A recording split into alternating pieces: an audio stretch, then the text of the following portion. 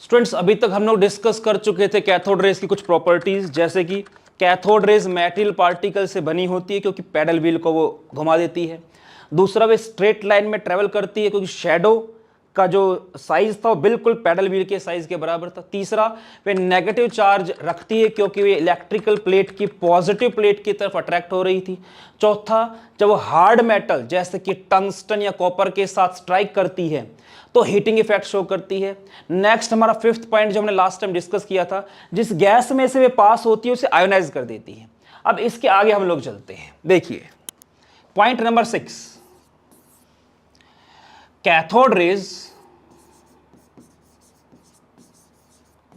Produce X rays when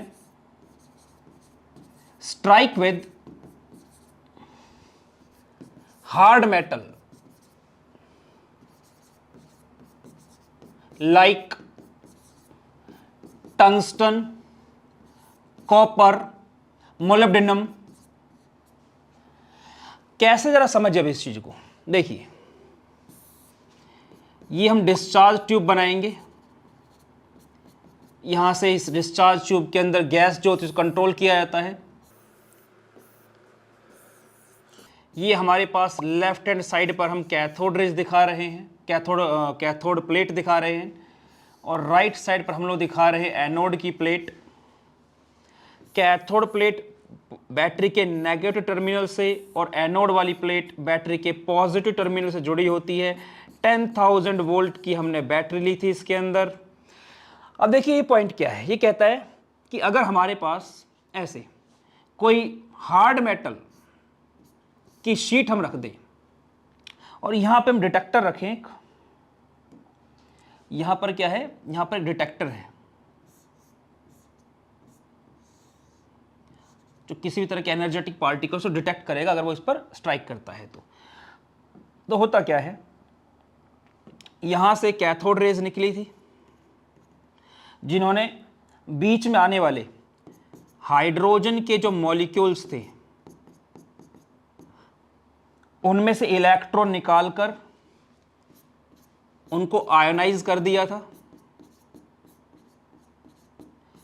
अब ये electron release हुए थे, ये इस पॉजिटिव प्लेट की तरफ मूव करने लगे थे। ये यहां पे आते, इस हार्ड मेटल जो कि टंगस्टन है, यहां पर हमने क्या लिया हुआ है, टंगस्टन लिया हुआ है, इसके साथ ही टकराते हैं। और जब ये टक्कर होती है तो यहां से क्या देखा कि इस तरफ से कुछ पार्टिकल्स निकले और वो डिटेक्टर पर डिटेक्ट कर लेके जैसे उसे स्ट्राइक हुआ, इसने एक डिफ्लेक्शन शो किया। क्या पाया गया कि ये थी एक्स रेज, ये एक्स रेज थी। अब देखिए समझना इस बात को, एक्स रेज भी इलेक्ट्रॉन से ही बनी होती है। बात को समझना, बड़ी गहरी बात है इसके अंदर। यहां पर रिलीज हो रही है कैथोड रेज, यहां पर जो आप देख रहे हो हम बोल रहे हैं कि भाई ये क्या है, ये कैथोड रेज, कैथोड रेज जो बनी होती है इलेक्ट्रॉन्स की बीम से, है ना, इलेक्ट्रॉन की तो बीम है ये। अब हार्ड मेटल से जैसे टकराया तो इसके इस तरफ से क्या हुआ, एक्सरे निकलने लग गई। अब ये जो एक्सरे निकली ये भी किससे बनी होती है, इलेक्ट्रॉन से। अब सवाल उठता है ये क्या मतलब है, यहां से इलेक्ट्रॉन की बीम निकली और यहां भी इलेक्ट्रॉन की बीम मुझे मिली, लेकिन इस इलेक्ट्रॉन की बीम को मैं एक्सरे बोल रहा हूं, इस इलेक्ट्रॉन की बीम को बोल रहा हूं कैथोड रेज। फर्क ये होता है दोनों का जो एनर्जी लेवल है इसमें डिफरेंस होता है। कैसे समझो जरा इस चीज को, क्या फर्क होता है। यह है हमारे पास न्यूक्लियस जहां प्रोटॉन और न्यूट्रॉन्स होते हैं, ठीक है। फिर ये हमारी है शेल, मैं कहूंगा orbit, first orbit, second orbit. मैंने ऑर्बिट और शेल में डिफरेंस बता रखा है आप लोगों को। फर्स्ट और सेकंड लेक्चर जो है हमारा, जो इलेक्ट्रॉनिक कॉन्फ़िगरेशन और जहां पर पीरियोडिक टेबल मैंने आप लोगों को समझाई थी, वहां डिफरेंस बताया हुआ है ऑर्बिट में और शेल के अंदर। अब देखिए होता क्या है, इनमें भी इलेक्ट्रॉन्स ही होते हैं, इनमें भी इलेक्ट्रॉन्स होते हैं अंदर वाली शेल्स में, और बाहर जो शेल है, बाहर जो शेल है उसमें भी इलेक्ट्रॉन्स होते हैं। अगर ऐसा हो कि जो इलेक्ट्रॉन रिलीज हो रहा है वो आउटरमोस्ट शेल से रिलीज हो, तो ये बनाते हैं कैथोड रेज, ये बनाते हैं कैथोड रेज। अगर कोई चीज स्ट्राइक करके जो इनर शेल्स होती है, ये तो कौन सी शेल थी हमारे पास, ये आउटरमोस्ट शेल थी, ये थी हमारे पास आउटरमोस्ट शेल,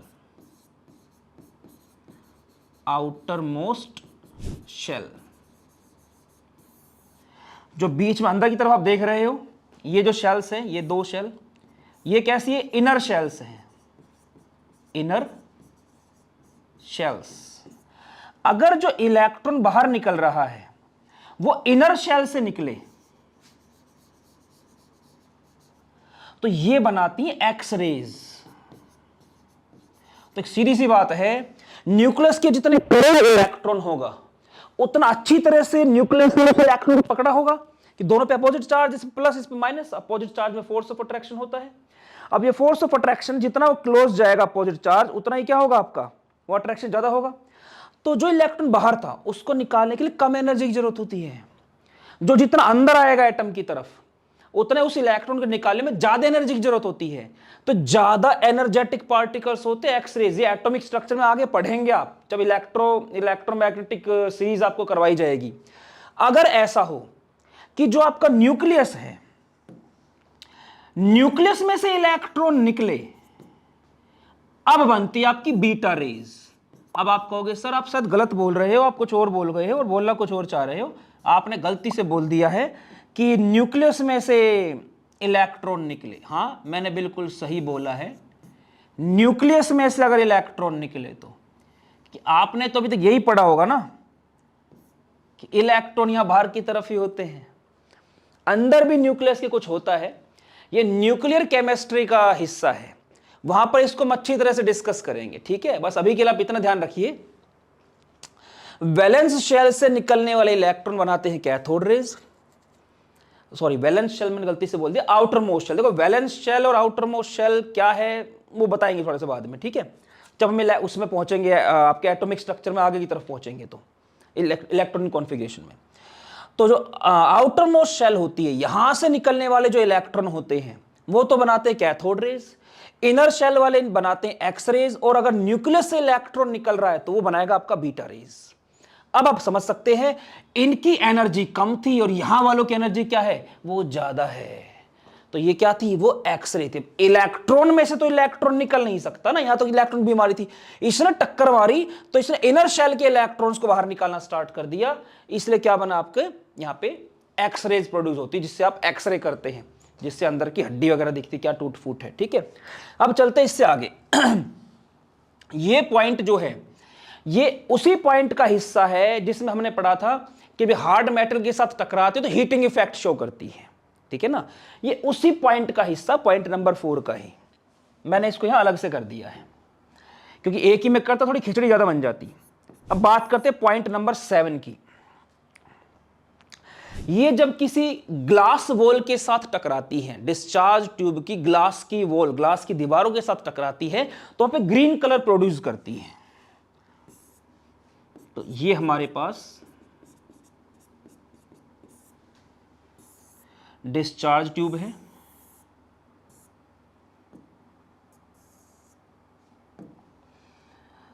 इधर हमने कैथोड बना दिया, इधर हमारे पास एनोड की प्लेट है। कभी भी ये मत सोचना कि लेफ्ट साइड पर हमेशा कैथोड आएगी और राइट साइड पर हमेशा एनोड आएगी। ये कैथोड है या एनोड, ये इस बात पर डिपेंड करता है ये बैटरी के किस टर्मिनल से जुड़ी हुई है। अगर मैं छोटे वाला जो डंडा है, छोटा डंडा क्या होता है, नेगेटिव टर्मिनल, बड़ा डंडा क्या होता है, पॉजिटिव टर्मिनल। अगर मैं नेगेटिव टर्मिनल को राइट हैंड साइड पे दिखाऊंगा तो ये कैथोड हो जाएगी, और जो पॉजिटिव से जुड़ेगी ये वाली क्या हो जाएगी, एनोड हो जाएगी, ठीक है।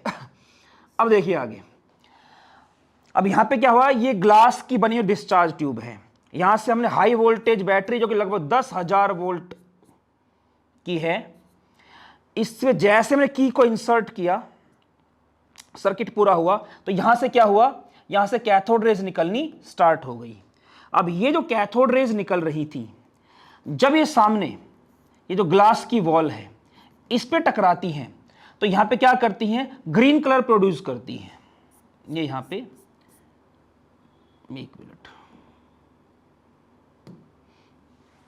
ये ग्रीन कलर प्रोड्यूस करती है, ठीक है, ऐसे।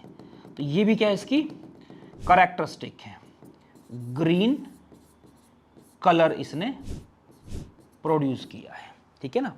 इस पॉइंट को लिख देता हूं मैं, व्हेन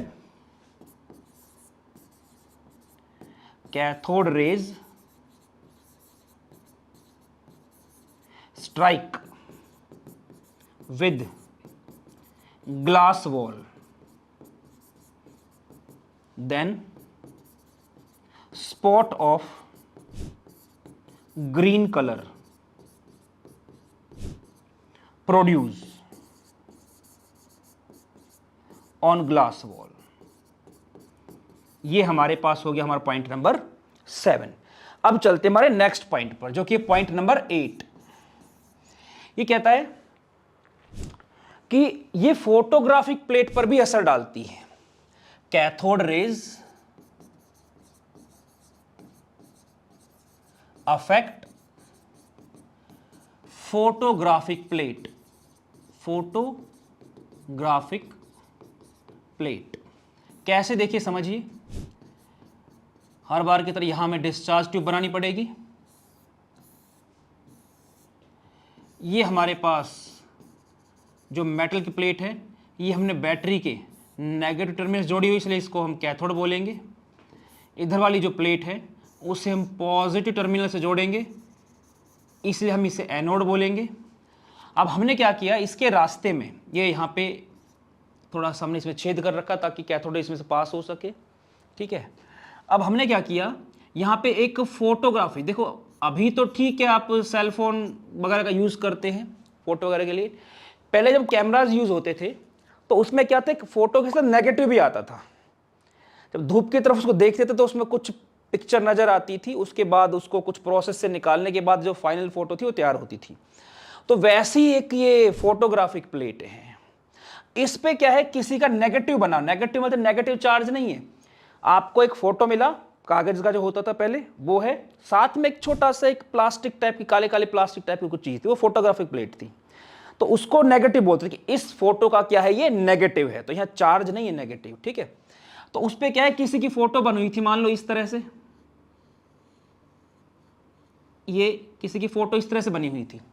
पहले बिल्कुल ठीक था ये ऐसे, मैं इसको ऐसे कहता हूँ कि जब हम डिस्चार्ज ट्यूब से बाहर इसको रखा था, ये फोटो कुछ ऐसी थी, ठीक। फिर हमने इसको ग्लास डिस्चार्ज ट्यूब के अंदर रख दिया, हमने की को इंसर्ट किया, सर्किट कंप्लीट हुआ, कैथोड रेज निकलनी स्टार्ट हो गई।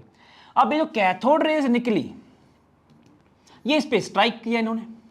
अब स्ट्राइक किया तो क्या हुआ, कुछ देर के बाद ये जो नेगेटिव है इसकी शेप चेंज होने लग गई, ठीक है। ये क्या होने लग गया, ये बेकार होने लग गया। इस पर मतलब इस फोटोग्राफिक प्लेट पर कुछ इसका असर पड़ने लग गया। तो यहां पे क्या चीज है जो टकरा सकती है, क्योंकि देखो हाइड्रोजन तो ना के बराबर है इसके अंदर, उसको तो असर पड़ेगा नहीं। तो यहां पे क्या है, कैथोड रेज से टकरा रही है, तो उससे हमारी फोटोग्राफिक प्लेट जो, इस पर क्या पड़ता है, असर पड़ता है। फोटोग्राफिक प्लेट इसको एक खराब कर देती है, फोटोग्राफिक प्लेट को, ठीक है। नेक्स्ट पॉइंट जो है वो है cathode rays show penetration effect. मतलब क्या है इस चीज का, जैसा कि मैं शुरू से करता आ रहा हूं, डिस्चार्ज ट्यूब तो मुझे बनानी होगी इस बार भी।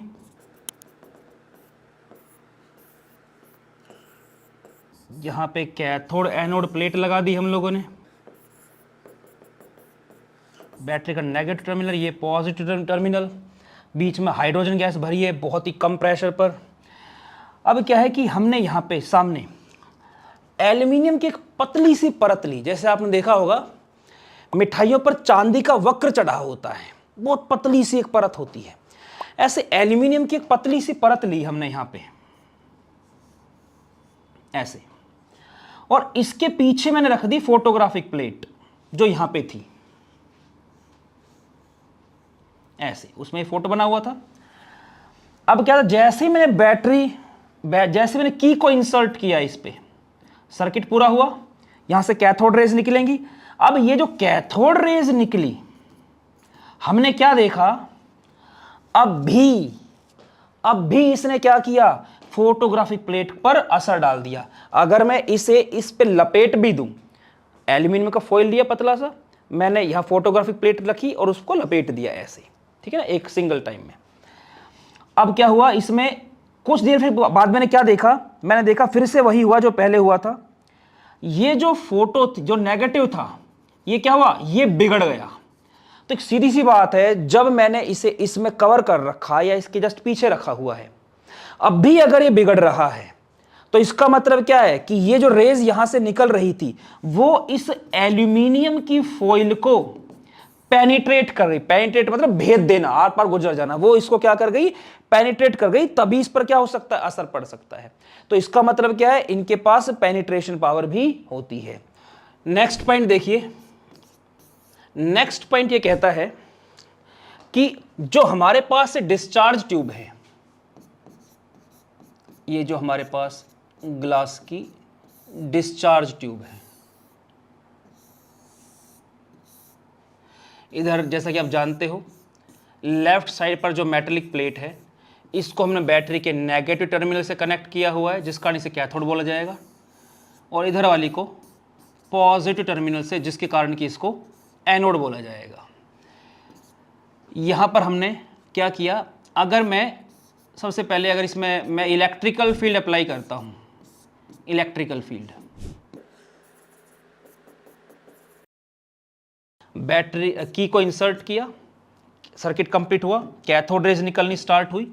अब जो ये कैथोड रेज निकली हैं, ये कैथोड रेज निकल रही हैं, ये पॉजिटिवली चार्ज प्लेट की तरफ अट्रैक्ट हो जाती हैं ऐसे, ठीक है, ये क्या है, पॉजिटिवली चार्ज प्लेट की तरफ अट्रैक्ट होती है इस तरह से इलेक्ट्रिकल फील्ड की प्रेजेंस में।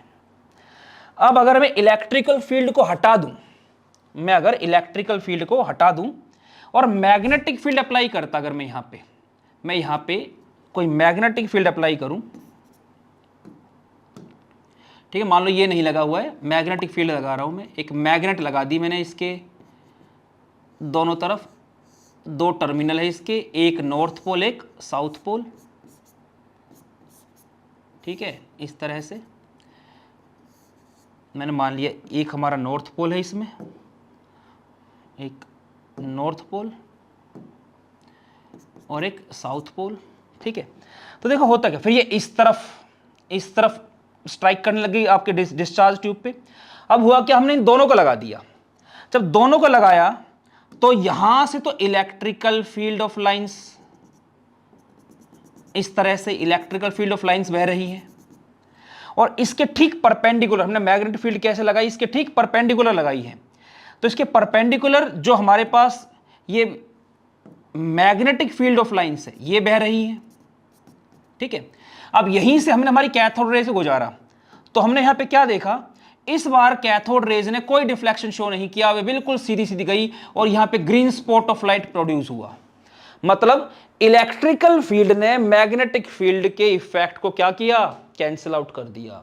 तो मतलब यहां पे मैं ये बोल सकता हूं कि यहां पे क्या हुआ है, यहां पर जो इलेक्ट्रिकल फोर्स है या इलेक्ट्रिकल फोर्स वो और जो मैग्नेटिक फोर्स है, इन दोनों ने एक दूसरे को कैंसिल आउट कर दिया। अब मैंने ऐसा मान लिया कि जो इलेक्ट्रॉन मेरे पास यहां पे था, क्यू चार्ज है उसके ऊपर, उसके पास क्या चार्ज है, क्यू चार्ज है, क्यू इसके ऊपर चार्ज है। यहां पर जो बैटरी है वो V वोल्ट की है, V मतलब 10,000 या कितना मैंने लिया होगा एक्सपेरिमेंट के तौर पे, ठीक है ना, उस टाइम मतलब साइंटिस्ट ने जो लिया। तो इलेक्ट्रिकल फोर्स कितना आएगा, जो चार्ज है ये और जो वोल्टेज है इसकी कर दी हमने मल्टीप्लाई, QV। चार्ज की यूनिट क्या होती है, कोलॉम, V की यूनिट क्या होती है, वोल्ट, ठीक है। अब मैग्नेटिक फोर्स जो हमारे पास है उसमें फॉर्मूला क्या होता है, ये V नहीं है, ये E है, मैंने यहां पे गलती से V लिख दिया, ये E है, E, ठीक है। देखो चार्ज जो होता है, चार्ज की यूनिट होती है कोलॉम, इसकी यूनिट होती है, ये होती है न्यूटन पर कूलम, जो कि इक्विवेलेंट होती है वोल्ट पर मीटर के। मैग्नेटिक फील्ड की यूनिट जो होती है टेस्ला होती है। चार्ज की यूनिट ऑलरेडी मैं बता चुका हूं, कूलम है। वेलोसिटी आपकी मीटर पर सेकंड होती है। यहां से Q से मैं Q कैंसिल कर सकता हूं, तो मुझे पता चल जाएगा कि जो चार्ज पार्टिकल, जो इलेक्ट्रॉन की वेलोसिटी वो कितनी है, वो आएगी कि इलेक्ट्रिकल फील्ड स्ट्रेंथ जो है, जो इलेक्ट्रिकल फील्ड स्ट्रेंथ है उसको डिवाइड कर दो मैग्नेटिक फील्ड स्ट्रेंथ से। ये वैल्यू आ जाएगी हमारे पास चार्ज पार्टिकल की वेलोसिटी से, कि जो इलेक्ट्रॉन कितनी स्पीड से यहां से जा रहा है। अब जरा समझना इस चीज को, यहां पर जो मैंने चार्ज पार्टिकल रखा है, ठीक है, मैंने जो चार्ज पार्टिकल रखा था, यहां पे V वोल्ट की बैटरी रख दी मैंने। इस चार्ज पार्टिकल की पोटेंशियल एनर्जी कितनी है, ठीक है, मैं क्या बोल रहा हूं, मैं ये बोल रहा हूं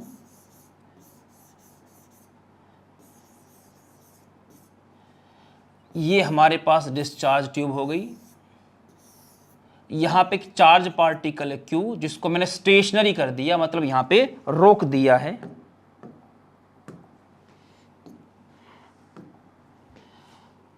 ठीक है, तो अब क्या ये रुका हुआ है, तो इसकी पोजीशन के कारण इसमें क्या कुछ पोटेंशियल एनर्जी होगी। अब पोटेंशियल एनर्जी कितनी होगी, अब इस बात को समझना। जब आप फिजिक्स में पढ़ते हैं तो पोटेंशियल एनर्जी पढ़ते हैं आप mgh। अगर आप न्यूट्रल बॉडीज की बात करते हैं, न्यूट्रल मैक्रोस्कोपिक बॉडीज की आप बात करते हैं, तो mgh की बात करते हैं। लेकिन अगर किसी पे चार्ज आ जाए तो वहां पे क्या होता है, अब ये इस पे चार्जर V वोल्ट की बैटरी है, तो अब इसकी जो पोटेंशियल एनर्जी होगी, potential energy of charge particle, वो क्या होगी कि इसकी चार्ज की वैल्यू कितनी है, Q, कितने वोल्ट की बैटरी से लगा हुआ है, ये V वोल्ट की बैटरी से लगा हुआ है। ठीक है, ये इसकी पोटेंशियल एनर्जी हो गई। अब जैसे ये मूव करेगा, जैसे ही इसने मूव किया, तो इसकी पोटेंशियल एनर्जी सारी की सारी किस में कन्वर्ट हो गई, काइनेटिक एनर्जी में। तो पोटेंशियल एनर्जी कन्वर्ट हो गई काइनेटिक एनर्जी, मतलब जितनी पहले पोटेंशियल एनर्जी थी वो किस में चली गई, अब काइनेटिक एनर्जी में। तो जो QV है, QV वो किसके बराबर, काइनेटिक एनर्जी का फॉर्मूला क्या होता है, half mv square, half mv square इसका फॉर्मूला होता है।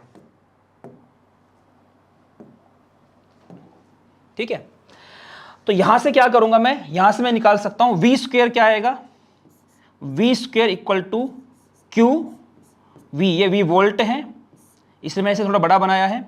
2 इस तरफ जाएगा, M नीचे आएगा। ये V स्क्वायर की वैल्यू होगा, तो V की वैल्यू क्या हो जाएगी हमारे पास, या इसको अभी हम क्या कर सकते हैं, हमने V की वैल्यू निकाल रखी है ऑलरेडी यहां पे।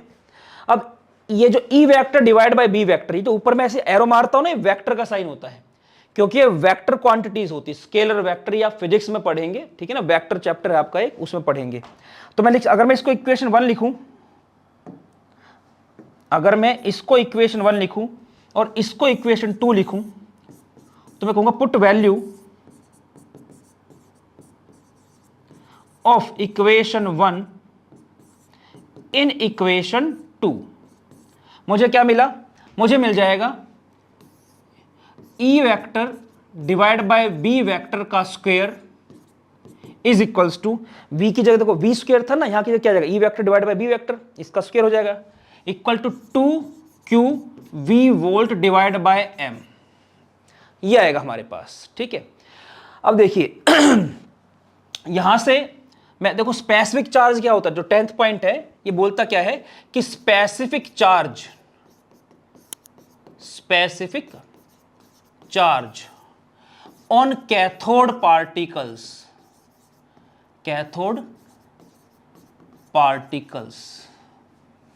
Is independent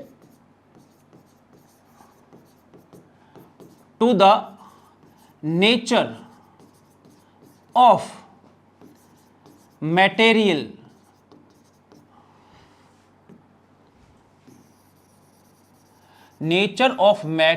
of metallic plate,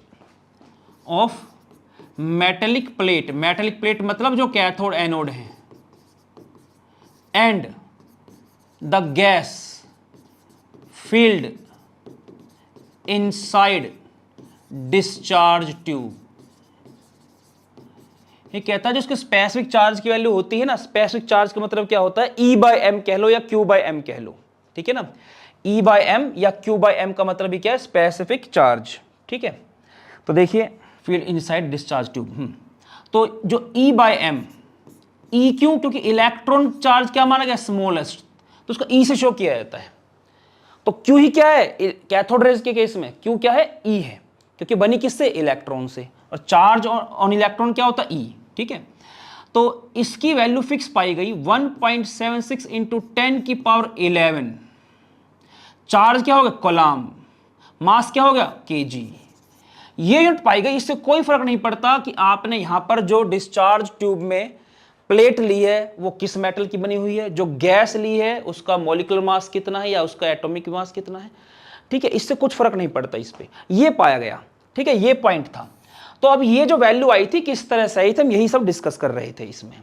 तो यहां पे क्या हुआ, हमने जब इक्वेशन 1 की वैल्यू इक्वेशन 2 में पुट की, ये इक्वेशन 1 है, v की वैल्यू निकाली, इसमें पुट की, तो हमारे पास क्या आ गया, E vector divide by B vector का स्क्वायर। तो ये v का स्क्वायर, v की स्क्वायर क्या आ गया, E vector divide by B vector का square equal to 2q, v क्या है, वोल्ट डिवाइड बाय m। अब यहां से Q/m, ये Q/m आ गया ना। अब Q/m की जो वैल्यू है वो क्या आ जाएगी मेरे पास, 2q/m, 2 नीचे आएगा, ठीक है। ये आ गया मेरे पास E vector divide by B vector का स्क्वायर इनटू m और डिवाइड बाय 2 और ये v। जब यहां पे इस फॉर्मूले के अंदर सारी की सारी वैल्यूज रखी गई जो कि उस एक्सपेरिमेंट में यूज हुआ था कि इलेक्ट्रिकल फील्ड स्ट्रेंथ कितनी है, मैग्नेटिक फील्ड स्ट्रेंथ कितनी है, चार्ज कितना है, कितने वोल्टेज की हमने बैटरी यहां पे कनेक्ट की है, ये सारी वैल्यू जब हमने रखी तो इस Q/m या कहते हो E/m की वैल्यू कितनी है, 1.76 इंटू 10⁻11 कोलम्ब पर मीटर, सॉरी कोलम्ब पर केजी, मास है ना डिवाइड में, कोलम्ब पर केजी, ये इसकी वैल्यू आई। इसी को बोलते हैं स्पेसिफिक चार्ज। तो स्पेसिफिक चार्ज का मतलब ही क्या होता है, जो कैथोड केस में क्या है, कैथोड केस में E/m ये जो है। अब क्योंकि नॉर्मली किसी चीज पर 2 -2 +2 +4 -4 कितना ही चार्ज हो सकता है, उसको क्यों बोल सकते हैं हम। पर कैथोड रेज की बनी ही इलेक्ट्रॉन से, स्मॉलेस्ट चार्ज होता है ये, तो इसलिए उसको E से शो करते हैं। तो इस बात को लेकर कंफ्यूज मत हो जाना, कहीं पर E/m लिखा आ सकता है, कहीं पर Q/m लिखा आ सकता है, दोनों का मतलब जो है वो सेम ही रहेगा, ठीक है। अब चलते हैं इसके बाद कि हमने ये जो पॉइंट लिखे हैं अभी तक, इनको याद कैसे करें, उनको याद कैसे किया जाएगा। और दूसरी चीज, ये जो हम इस तरह से जो डेरिवेशन वगैरह करते हैं वो कैसे आइडिया लगता है कि हमें ये चीजें करनी है, क्यों करनी है, क्या रीजन इनके पीछे, हम ये सारा का सारा आपका डिस्कस करेंगे जैसे हमारा न्यूमेरिकल पोर्शन थोड़ा सा स्टार्ट होगा। कि अभी तक आपको लग सकता है ये क्या कर रहे, कैसे लिख दिया, कहां से आ गया, तो बड़ा मैथ वैथ आ गया, क्या चीज आ गई है। आपको ये चीज याद करने की जरूरत नहीं है, आप रिजल्ट याद रखेंगे। और जो बच्चे बिल्कुल बोर्ड लेवल पे तैयारी करना चाहते हैं वो सिर्फ ये पॉइंट याद रखेंगे, ठीक है। ये करने कैसे होते, कैसे ये चीजें दिमाग में रखनी है आपको, कैसे पता चलेगा कि कहां पर, जैसे मैंने इसको यहां पे रोक के यहां से स्टार्ट कर दिया, आपको कैसे पता चलेगा ये करना है, ये सारा हम न्यूमेरिकल पोर्शन में डिस्कस करेंगे बहुत ही जल्दी। आपका जो क्लास 12th में सॉल्यूशन का चैप्टर अभी चल रहा है, 1-2 दिनों के बाद उसमें जो टॉपिक होना है वही आपकी यूनिट फर्स्ट का जो मोल कॉन्सेप्ट है वो उसका टॉपिक है। तो मोल कॉन्सेप्ट और सॉल्यूशन वो दोनों एक ही चैप्टर के अंदर आएंगे और बहुत जल्दी हो सकता है हम उसके अभी 3 से 4 क्लासेस के बाद ही उसके न्यूमेरिकल पोर्शन स्टार्ट होगा। तो 11th के लिए भी रहेगा वो, 12th के लिए भी रहेगा। चलते हैं आगे। ये जो 10 पॉइंट मैंने लिखवा दिए हैं, हम इसको याद कैसे रखें, क्योंकि आप एक भी पॉइंट अगर भूलेंगे तो उसमें हमारा लॉस हो सकता है उसी में से क्वेश्चन आ जाए, तो भूलने का सवाल तो उठता ही नहीं है। तो कैसे याद रखेंगे, मैं उसका ट्रिक आपको बताता हूं। देखिए, तो देखिए स्टूडेंट्स, ये छोटी सी एक स्टोरी आपको याद रखनी पड़ेगी। मैट पर स्ट्रेट शॉट मारने से पहले मैंने सोचा नहीं था, बस मेरा दिमाग गर्म हो गया, मैं बॉलर पर चिल्लाया, आइयो जरा, और मैंने बल्ला घुमा दिया। हरे रंग की टेनिस की बॉल कांच की दीवार के ऊपर से होते हुई मेरे एक्स फ्रेंड की फोटोग्राफर की दुकान में घुस गई और उसकी इमली की चटनी वहां पर गिर गई, वो उसे टकरा गई। अब समझना जरा इस चीज से, मैट से ध्यान रखना है कि कैथोड रेज जो है वो मैटीरियल पार्टिकल से बनी होती है, मैटीरियल पार्टिकल। स्ट्रेट शॉट से ध्यान क्या रखना है कि ये कैसे चलती है, ये स्ट्रेट लाइन में चलती है। नहीं मतलब क्या, नेगेटिव। कैसा चार्ज रखती है ये, नेगेटिव चार्ज रखती है। गर्म हो जाना मतलब क्या है, गर्म मतलब क्या, ये हीटिंग इफेक्ट शो करती है ना। हार्ड मेटल फॉइल से टकराती है जैसे कि मोलिब्डेनम, कॉपर, टंगस्टन, तो क्या हीटिंग इफेक्ट शो करती है। मैं बॉलर पर चिल्लाया आईओ आईओ से क्या ध्यान रखोगे कि ये आयोनाइज कर देती है, आयोनाइज किसको, जिस गैस में से गुजरती है उसको आयोनाइज कर देती है। आइयो जरा मैंने बल्ला घुमा दिया, हरे रंग की टेनिस की बॉल, मतलब ये क्या है, ग्रीन कलर, ये क्या प्रोड्यूस करती हैं, प्रोड्यूस ग्रीन कलर। किस पर ग्रीन कलर प्रोड्यूस करती है, कांच की दीवार, जो डिस्चार्ज ट्यूब थी, ग्लास डिस्चार्ज ट्यूब, उस पर क्या है, ये ग्रीन कलर प्रोड्यूस करती है।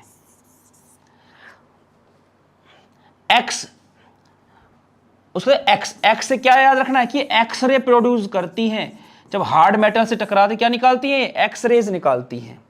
फोटोग्राफर से क्या ध्यान रखना है, ये फोटोग्राफिक प्लेट को अफेक्ट कर सकती है, अफेक्ट फोटोग्राफिक प्लेट।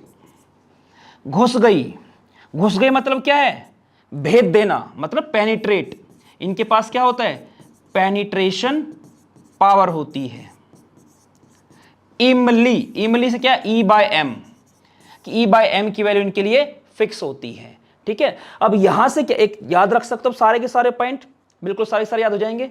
अब यहां से आपको, अब साइंटिस्ट को क्या दिमाग में आया कि नेगेटिव चार्ज तो मिल गया, इलेक्ट्रॉन, और इलेक्ट्रॉन का फंडामेंटल पार्टिकल। फंडामेंटल क्यों था, आप चाहो तो उसमें कोई भी मटेरियल, ग्लास की डिस्चार्ज ट्यूब में कोई भी गैस भर दो, कोई भी गैस भरो, लेकिन हर बार जो E बाय एम की जो वैल्यू आती है वो हर बार सेम आ रही है, वो हर बार क्या आ रही है, सेम आ रही है। यहां से क्या पता चलता है कि ये कोई ऐसा पार्टिकल है जो हर गैस के अंदर है, मतलब फंडामेंटल पार्टिकल है।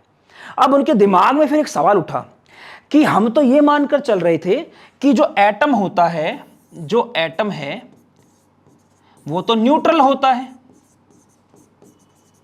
वो न्यूट्रल है, और हमें मिल चुका था इलेक्ट्रॉन, कैथोड रेज इलेक्ट्रॉन की बीम थी। तो उनके माइंड में आया कि हम तो एटम को न्यूट्रल मान रहे थे, एटम न्यूट्रल होता है, अब इसके अंदर मिल चुका है नेगेटिव चार्ज। अब ऐसा तो हो ही नहीं सकता इसके अंदर सिर्फ नेगेटिव हो, अगर सिर्फ नेगेटिव होता तो न्यूट्रल कैसे था। तो उनके दिमाग में फिर ये बात क्लिक की कि मतलब इसके अंदर कोई पॉजिटिव चार्ज भी है। तो फिर उनकी जंग स्टार्ट हो गई कि अब किसी तरह से हमें एटम के अंदर का पॉजिटिव चार्ज ढूंढना है।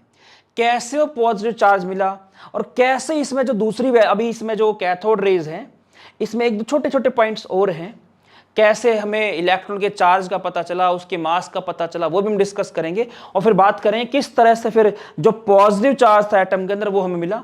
तो आज का हमारा लेक्चर यहीं पर खत्म होता है।